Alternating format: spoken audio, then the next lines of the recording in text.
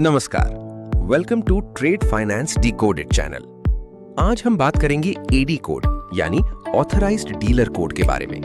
अगर आप import export business शुरू करना चाहते हैं या पहले से इंटरनेशनल ट्रेड कर रहे हैं तो एडी कोड की जानकारी आपके लिए बेहद जरूरी है। एडी कोड एक 14 डिजिट कोड होता है जो आपके बैंक की उस ब्रांच को आइडेंटिफाई करता है जहां आपका एक्सपोर्ट इंपोर्ट करंट अकाउंट खुला होता है। ये कोड आपका बैंक जारी करता है और कस्टम्स, बैंक तथा आरबीआई के बीच ऑफिशियल लिंकेज का काम करता है।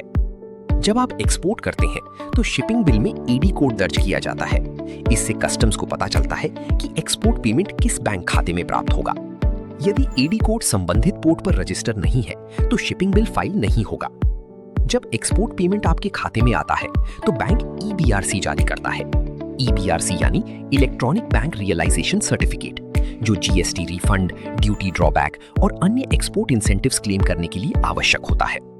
इंपोर्ट के मामले में भी एडी कोड महत्वपूर्ण है। जब आप विदेश से माल मंगाते हैं तो बिल ऑफ एंट्री और फॉरेन रेमिटेंस रिपोर्टिंग में बैंक इसी एडी कोड का उपयोग करता है। एडी कोड वही बैंक जारी करता है जिसमें आपका करंट अकाउंट होता है, जैसे SBI, HDFC bank, ICICI bank या। एडी कोड प्राप्त करने के लिए आमतौर पर IEC certificate, GST certificate, PAN card, cancelled cheque और कंपनी लेटर हेड पर रिक्वेस्ट लेटर जमा करना होता है। वेरिफिकेशन के बाद बैंक एडी कोड लेटर जारी कर देता है। इसके बाद इस लेटर को आईस्केट पोर्टल या कस्टम ब्रोकर के माध्यम से कस्टम्स पोर्ट पर रजिस्टर कराया जाता है।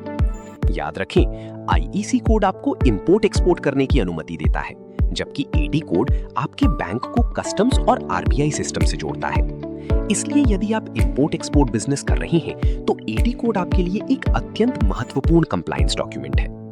अगर आपको ये जानकारी उपयोगी लगी हो तो वीडियो को लाइक करें, चैनल को सब्सक्राइब करें और ट्रेड फाइनेंस डिकोडेड के साथ जुड़े रहें। धन्यवाद।